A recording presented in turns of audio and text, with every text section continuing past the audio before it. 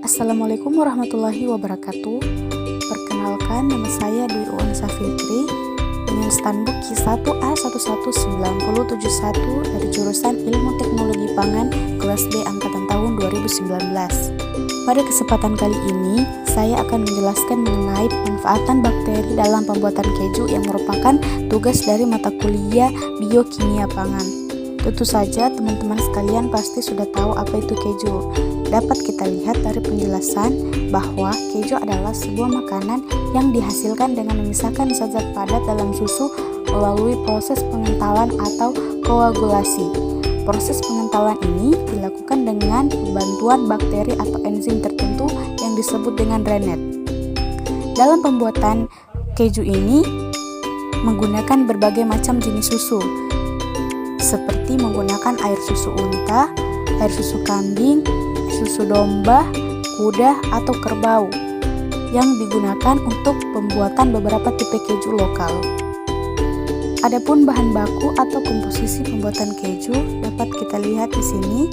Pembuatan keju lunak susu segar diperoleh dari sapi Friesen Holland yang dipelihara dari Pusat Penelitian Bioteknologi. Adapun bahan lain yang digunakan adalah susu skim dari supermarket lokal dan rennet kultur Lactobacillus acidophilus.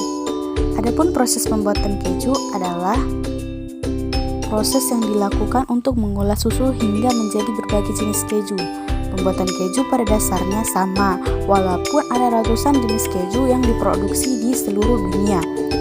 Keju memiliki gaya dan rasa yang berbeda-beda tergantung jenis susu yang digunakan dan jenis bakteri atau jamur yang dipakai dalam fermentasi, serta lama atau proses fermentasi maupun penyimpanan pematangan.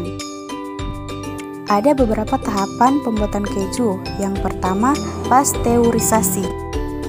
Pasteurisasi susu itu dilakukan pada suhu 70 derajat Celcius untuk membunuh seluruh bakteri patogen. Yang kedua, pengasaman.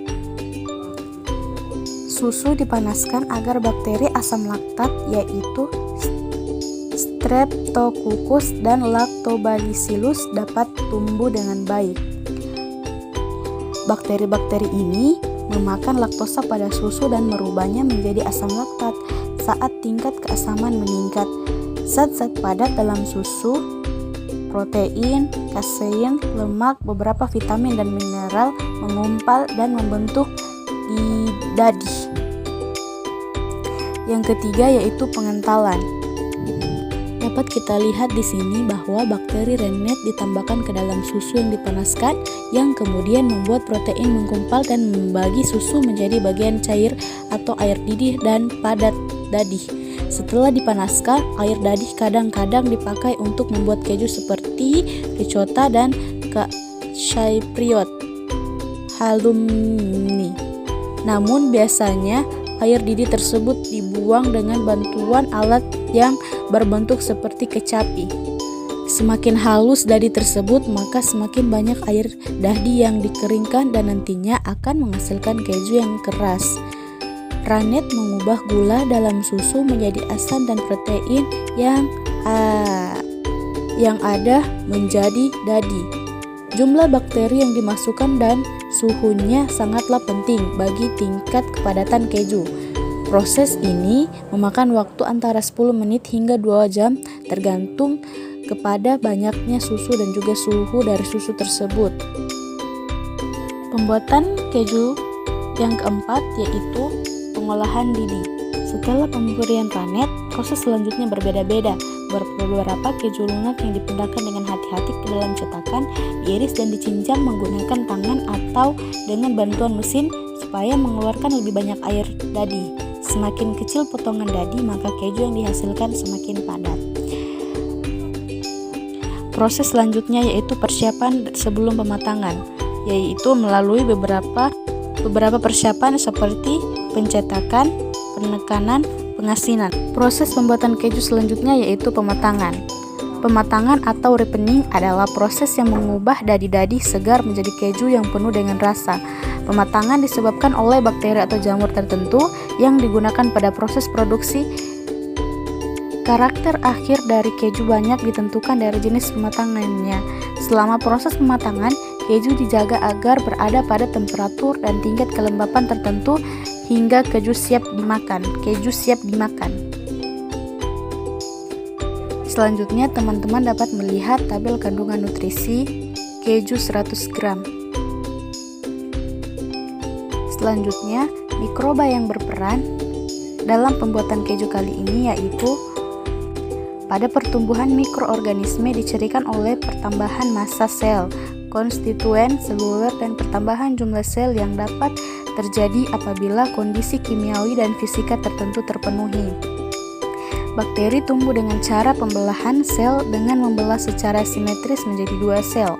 Pertumbuhan mikroorganisme dipengaruhi oleh beberapa faktor penting, yakni ketersediaan nutrisi, suhu, pH, oksigen, pengaruh aktivitas air, dan pengaruh potensi kinetik dari bakteri itu sendiri. Bakteri yang digunakan pada pembuatan keju ini dapat kita lihat yaitu bakteri asam laktat dan bakteri Acidophilus serta lactis yang merupakan bakteri asam laktat yang dimanfaatkan dalam dunia industri untuk memproduksi produk susu fermentasi.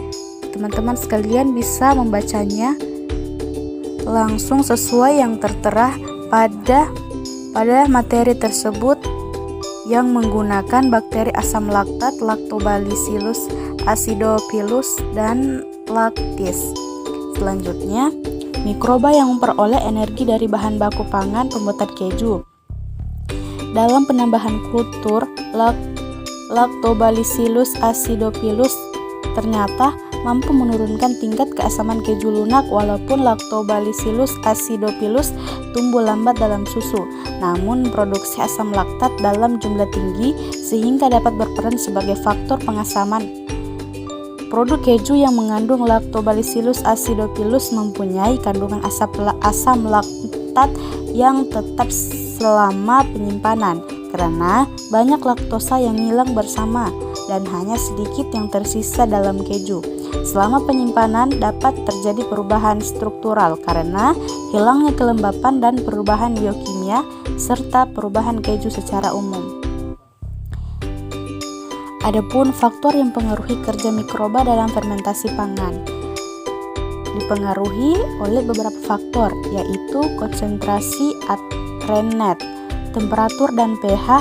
Nilai pH kultur menurun secara bertahap setelah 23 jam inkubasi pada 30 derajat Celcius. Namun pertumbuhan logum relatif tidak berpengaruh. Rataan nilai pH selama penyimpanan keju lunak dengan penambahan kultur LA baik tunggal ataupun campuran menunjukkan nilai pH yang lebih rendah. Hal ini menunjukkan bahwa penambahan kultur Lactobacillus acidophilus ternyata mampu menurunkan tingkat keasaman keju lunak. Acidophilus tumbuh lambat di dalam susu namun memproduksi asam laktat dalam jumlah tinggi sehingga dapat berperan sebagai faktor pengasam. Selanjutnya mengenai metabolisme mikroba. Dapat teman-teman lihat metabolisme mikroba sebagai berikut.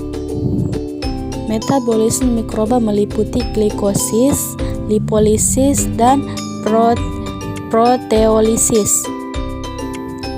Adapun enzim yang berperan dalam fermentasi yaitu rennet yang merupakan pengumpul kasein pada proses pembuatan keju yang di dalamnya mengandung enzim protease renin.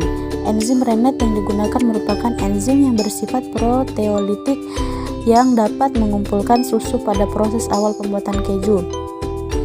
Selanjutnya, teman-teman dapat melihat diagram alir pembuatan keju.